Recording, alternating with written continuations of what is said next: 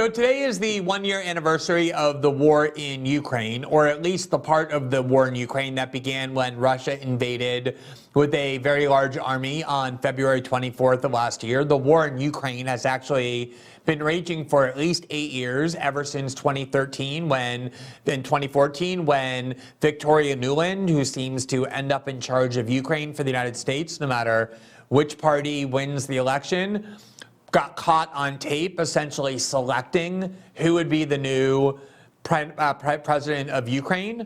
And there has been a war of independence being waged in the eastern provinces of Ukraine, who don't want to be subject to the rule of a pro-Western, pro-EU government that the United States and NATO played a very large role in ushering in.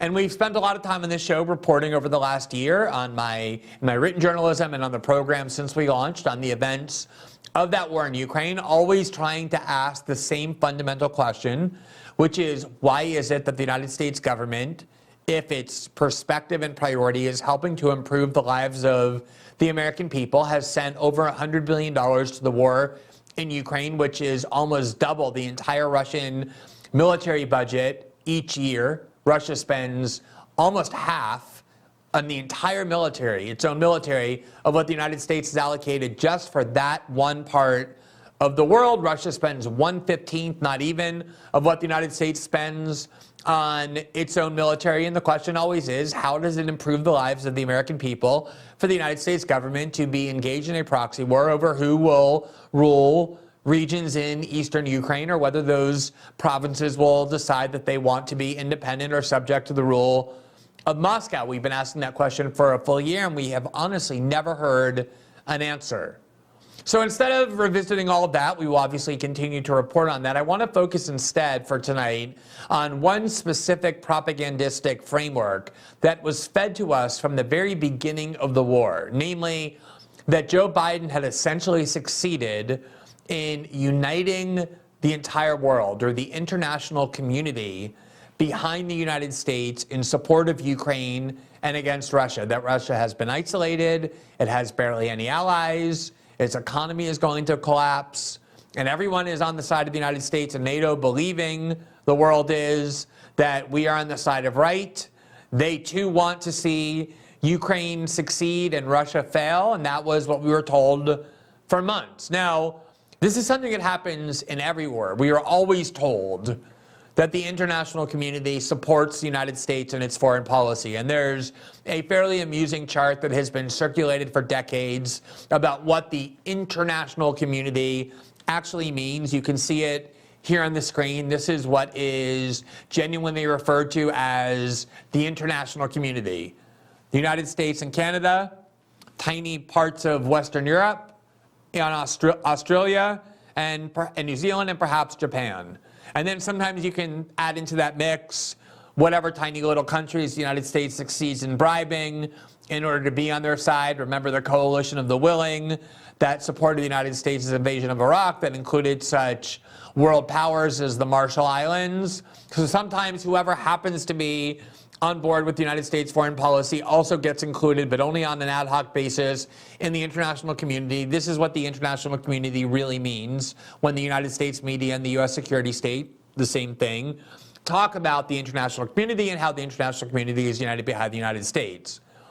Something very odd happened, though, this week, which is that the two largest newspapers in the United States, the New York Times and the Washington Post, both of which have been steadfastly supportive of Joe Biden's war policy in Ukraine, both ran very detailed and emphatic articles making clear that that is a propagandistic fairy tale, that the world is nowhere near united behind the United States' effort to isolate Russia and support Ukraine, that quite the contrary, the world is completely divided.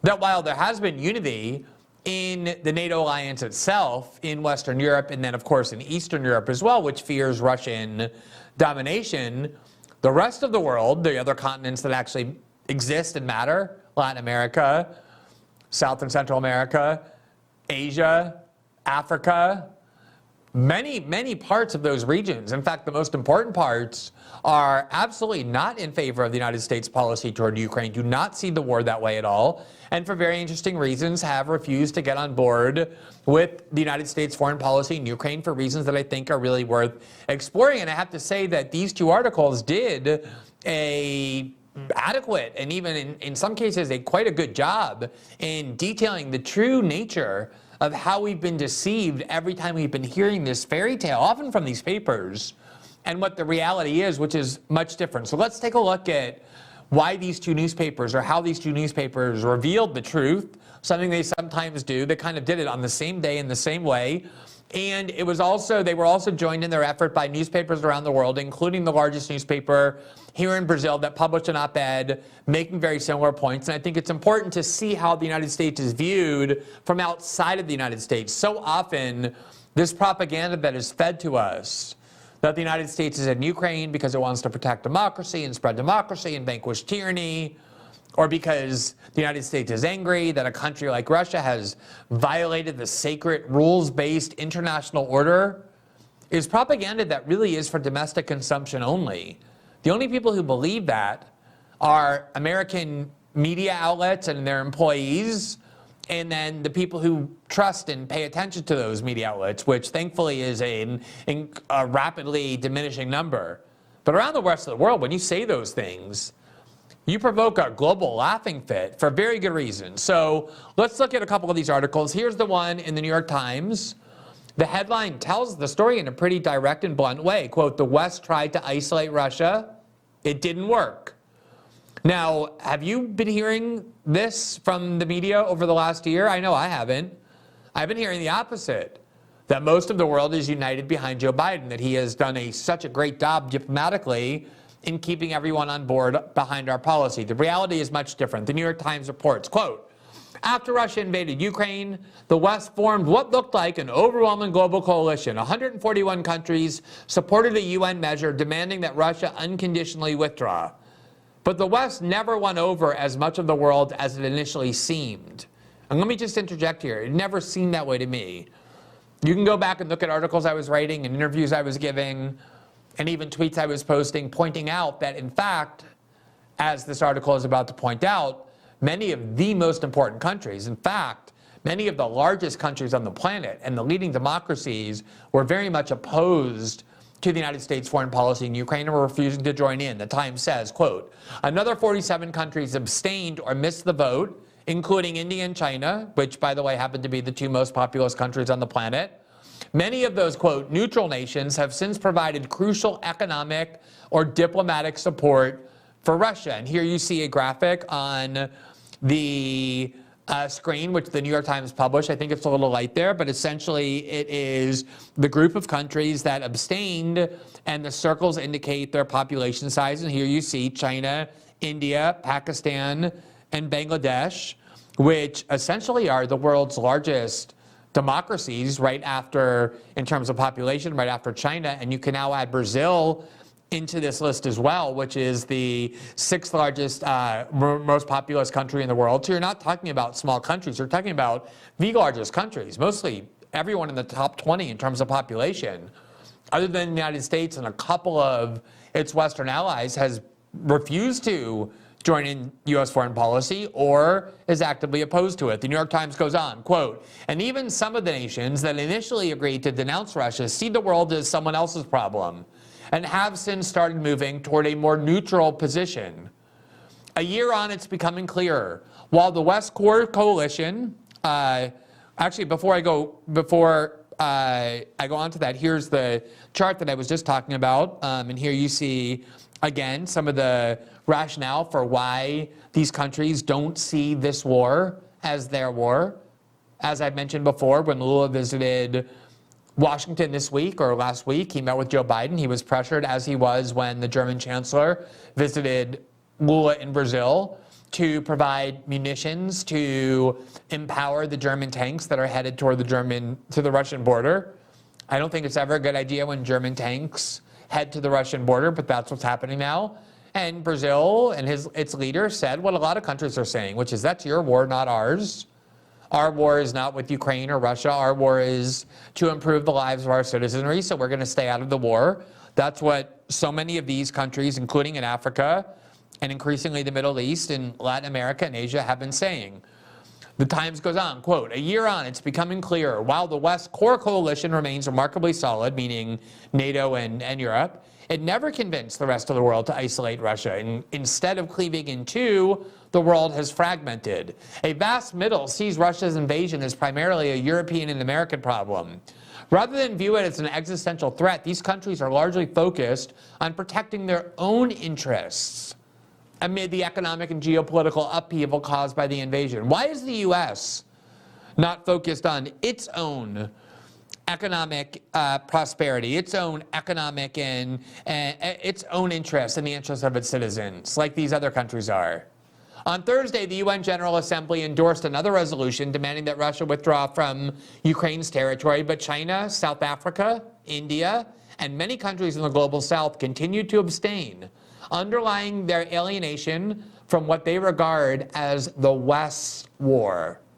A lot of world leaders don't particularly like the idea of one country invading another, but many of them aren't happy to see many of them aren't unhappy to see somebody stand up to the United States either. Throughout Africa, Latin America, Asia, and the Middle East, many governments with strong official ties to the United States and Europe don't see the war as a global threat and instead, they're positioning themselves as neutral bystanders or arbiters, preserving as much flexibility as they can. Nearly half of African countries abstained or were absent from the vote to condemn Russia, suggesting a growing reluctance in many nations to accept an American narrative of right and wrong. Russia has won friends through relentless propaganda, as though the U.S. does not use that, and hard power, with a growing number of countries contracting with Russian mercenaries and buying Russian weapons. In South Africa, ties to Russia go back to Soviet support to end apartheid. That was when the United States was supporting South African apartheid. The Soviet Union was opposed, and now the black leaders of South Africa remember that and have greater allegiance to Russia than the U.S. Its leaders have seen an opportunity to align more closely with Russia while filling in trade gaps left by Europe and the United States. But like many other African countries, South Africa appears careful to balance its growing ties with Russia against maintaining a relationship with the West. Latin America, with its long-standing relationship with the United States, voted largely alongside its northern neighbor to condemn Russia. But cracks have begun to show more prominently in recent months. Colombia recently refused a request from the United States to provide weapons to Ukraine. And when visited by Chancellor Olaf Scholz of Germany last month, President Lula of Brazil declined to speak in support of Ukraine, saying, quote, I think the reason for the war between Russia and Ukraine needs to be clearer. Now, this is essentially laying out what I think is a very interesting dichotomy between countries that are looking at the war in Russia and Ukraine and asking what is the best way for us to promote the lives and material well-being of our own citizens. And the answer is by not involving ourselves in this war on the other side of the world that has nothing to do with us. These countries are concluding that their citizens' lives will not be improved nor undermined based on the fight over who gets to rule the Donbass. Why would South American leaders or Middle Eastern leaders or African leaders be willing to involve themselves in a war over that?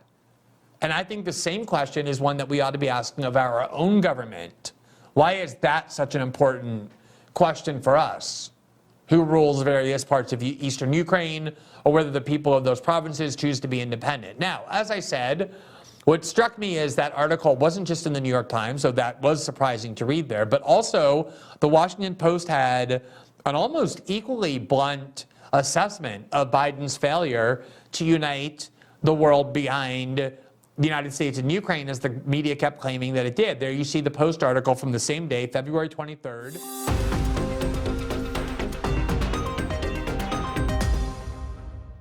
Thanks for watching this clip from System Update. Catch our full shows for free, live weekdays at 7 p.m. Eastern on Rumble, and join our locals community at greenwald.locals.com for all of my written journalism, exclusive after-show Q&As, and more.